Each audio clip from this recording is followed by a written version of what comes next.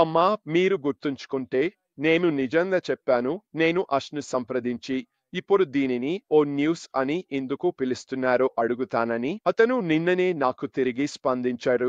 ఎప్పటిలాగే అతని నుండి వినడం చాలా ఆనందంగా ఉంది. అతను చెప్పాడు, ఆ పాప ప్రాంతంలో ఓ న్యూస్ అనే సూచన ఉందని. అతను ఇలా అన్నాడు, ఓ న్యూస్ అనేది ఆకర్షణీయమైన పేరు అని నేను నమ్ముతున్నాను. ఇది మరింత ప్రాముఖ్యతను ఇస్తుంది. ముఖ్యంగా ఇప్పుడు దీనికి సంఖ్యలు వేస్తున్నప్పుడు. మనం కూడా స్పష్టంగా, అతను అన్నాడు, దాన్ని పాపప్ అని కూడా పిలవచ్చు. అందుకే దీనిని ఓ న్యూస్ అని పిలుస్తున్నారు. ఇది దాని ఉద్దేశానికి మరింత ప్రాముఖ్యతను ఇస్తుంది. అది తదుపరి దశ వరకు కొనసాగుతుందో లేదో చూడాలి. కానీ ఇప్పటికైతే స్పష్టంగా ఓ న్యూస్ అనేది మీ బ్యాక్ ఆఫీస్లో ఉన్న పాప ప్రాంతం. అందువల్ల మనం పాపప్ను కొంచెం పరిశీలిద్దాం. మనం దీన్ని చాలా సంక్షిప్తంగా చూసేద్దాం. అది అక్కడే ఉంది. మీరు మీలో సైన్ ఇన్ చేసి దాన్ని చదవాలి. తర్వాత మనం వ్యాపారంలో సరిపోలిక గురించి మాట్లాడుతాం. ఇది పాపప్లో విఎస్ ప్రాంతంలో చెప్పిన విషయానికి కొంతవరకు అనుసంధానంగా ఉంటుంది. అయితే అతను చెప్పిన దాని నుంచి మనకు స్పష్టంగా కనిపిస్తోంది కదా, మనకు తెలియని ఎన్నో విషయాలు వెనుకపడ్డాయనేది. అతను మేము బలమైన భవిష్యత్తు కోసం కత్తిరిస్తున్నాం. ప్రదర్శకత ఒక సూత్రం మాత్రమే కాదు, అది ఒక హామీ కూడా అని చెప్పడం ద్వారా ప్రారంభించాడు. ఇది నిజానికి అతను సాధించాలనుకుంటున్న ముఖ్యమైన మూల్యాల్లో ఒకటి కదా. అంటే అతను ఎంతవరకు సాధ్యమో అంతవరకు పారదర్శకంగా ఉండాలని ప్రయత్నిస్తున్నాడు. స్పష్టంగా కొన్ని న్యాయపరమైన కారణాల వల్ల అతను ప్రస్తుతం కొన్ని విషయాలను వెల్లడించలేడు. కానీ మనకు ఏదైనా సమాచారం ఇవ్వడానికి అతను ముందుకు రావడం గొప్ప విషయమే. మనం ముందుకు సాగే ముందు వారు వెనుకపడ్డ విషయాలను శుభ్రం చేస్తున్నారని, ఏం జరుగుతోందో కొంతైనా మనకు తెలియజేయడం మంచి విషయం. అతను ఇలా అన్నాడు, మనం ముందుకు సాగుతున్నప్పుడు స్పష్టతతో మరియు నైతికతతో మన వాగ్దానాన్ని గౌరవించడం ఇప్పటికంటే ఎప్పుడూ ముఖ్యం. తర్వాత అతను ప్రతి బలమైన చెప్పును ఆరోగ్యంగా పెరగడానికి కత్తిరించాల్సిన అవసరం ఉందని తదితర విషయాలను చెప్పాడు. అతను ఇలా అన్నాడు, ఈ భావనతోనే ఇటీవల మేము మా కంపెనీకి చెందిన ఒక మాజీ ప్రజాప్రతినిధితో విడిపోవాలని నిర్ణయించుకున్నాము. కొత్త సమాచారం వెలుగులోకి వచ్చిన నేపథ్యంలో ఆ వ్యక్తి ప్రవర్తన మా విలువలకు సరిపోదని మేము గుర్తించాము. ఇంటెగ్రిటీ మరియు దీర్ఘకాలిక విజయానికి మా అచంచలమైన నిబద్ధతను ఈ నిర్ణయం ప్రతిబింబిస్తుంది.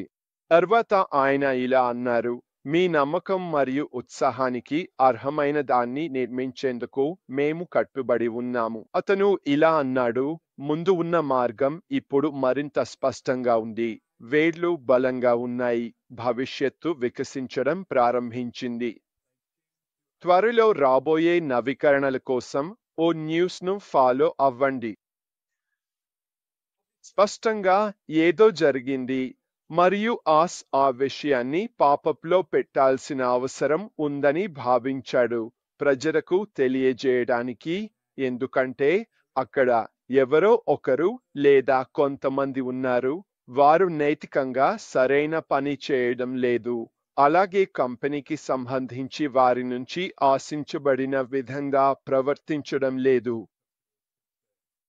కాబట్టి ఎప్పటిలాగే మేము అందరినీ సూచిస్తున్నాం, దయచేసి దయచేసి దయచేసి మీరు అనుమానంగా అనిపించే పనులు చేసే వ్యక్తుల విషయంలో చాలా జాగ్రత్తగా ఉండండి.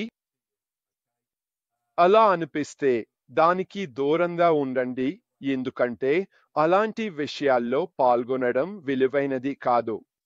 ఇది నన్ను నేను మాట్లాడాలనుకున్న విషయానికి తీసుకువచ్చింది. అది వ్యాపారంలో అనుసరణ, అలైన్మెంట్ గురించి. ఇప్పుడు వ్యాపారంలో అనుసరణ అనేది అనేక రకాల అర్థాలను కలిగి ఉంటుంది. స్పష్టంగా మా వ్యాపారంలో మాకు చాలా ముఖ్యమైన అంశాల్లో ఒకటి మన CEO ప్రయాణం మరియు దిశతో మనం అనుసరించడమే. ఇది నాకు దాదాపు అత్యంత ముఖ్యమైన భాగాల్లో ఒకటిగా అనిపిస్తుంది, ఎందుకంటే మనలో చాలా మంది ఇంకా ఇక్కడే ఉన్నారు, ఇంకా భవిష్యత్తుపై ఉత్సాహంగా ఉన్నారు, ఎందుకంటే మనం మన CEO విలువలు దృష్టితో అనుసరించబడి ఉన్నాం. మీరు ఆ విలువలు ఆ దృష్టితో అనుసరించబడకపోతే అయితే ఈ వ్యాపారం మీకోసం కాకపోవచ్చు, ఎందుకంటే మన CEO ఏం చేయాలనుకుంటున్నారో ఆ నిర్ణయాన్ని ఏదీ మార్చదు. మన CEO ఏ విధంగా చేయాలనుకుంటున్నారో, ఏ కారణాల కోసం చేయాలనుకుంటున్నారో ఆయన యొక్క మౌలిక విలువలను ఏదీ మార్చలేను. ఈ కమ్యూనిటీ ఇంత ప్రత్యేకంగా ఉండటానికి కారణం కూడా అదే అనుసరణ. మన మౌలిక విలువలు, మన నమ్మకాలు అని నేను నిజంగా నమ్ముతున్నాను.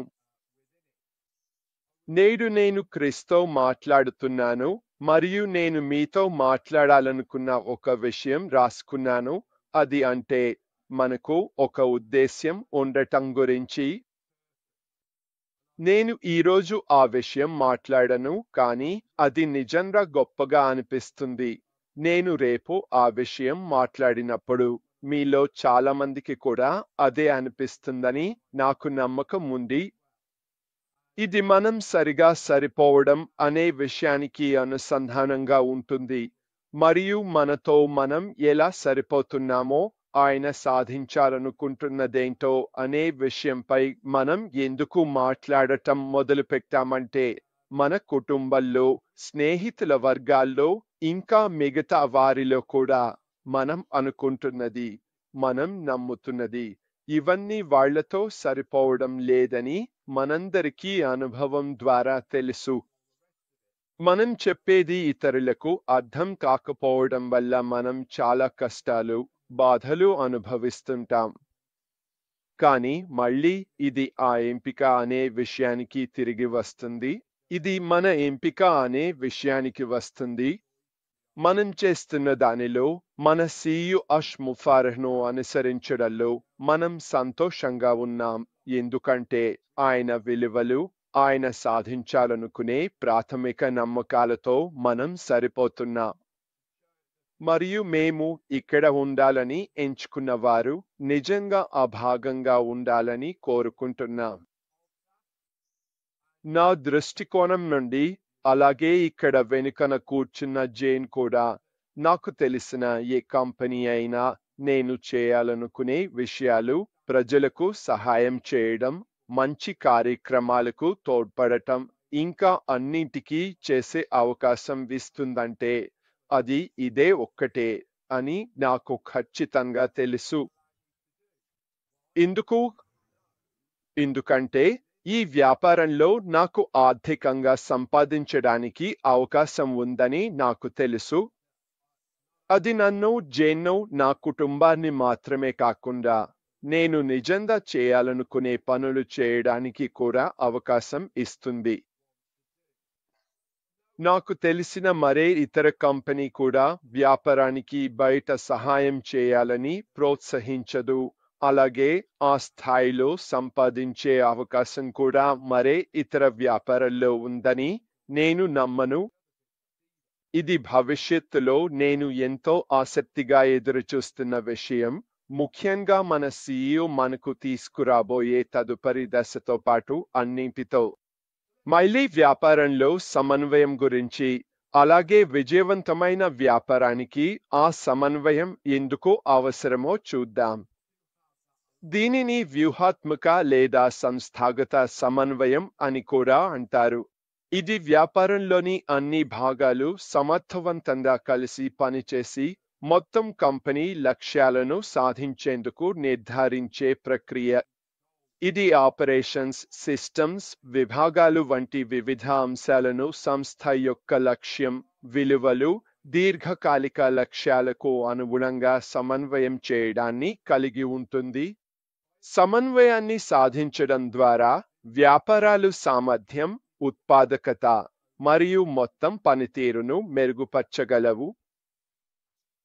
ఇప్పుడు మీరు గుర్తుంచుకుంటే ఒకసారి మళ్ళీ బాధ్యతలు చేపడుతున్నట్టు చెప్పినప్పుడు మేము కొత్త దిశలోకి వెళ్లాల్సి ఉందని, ఇంకా ఇతర విషయాలన్నీ చెప్పినప్పుడు ఆయన చెప్పిన చాలా విషయాలు వ్యాపారంలోని ప్రజలు ఆయన ప్రధాన సూత్రాలకు, ఆయన సాధించాలనుకున్న నమ్మకాలకు అనుగుణంగా లేరని గురించి ఉండేవి.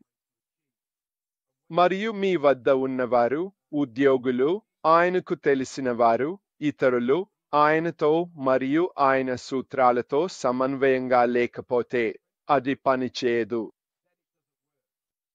వ్యాపారంలో ప్రతి విభాగం, ప్రతి ప్రభావం కలిగిన వ్యక్తి, నా అభిప్రాయంలో ఇది సరైన పదం, బాధ్యత వహిస్తున్న వ్యక్తి సాధించాలనుకునే లక్ష్యాలకు అనుగుణంగా ఉండటం అనేది ఒక అంతర్భాగం.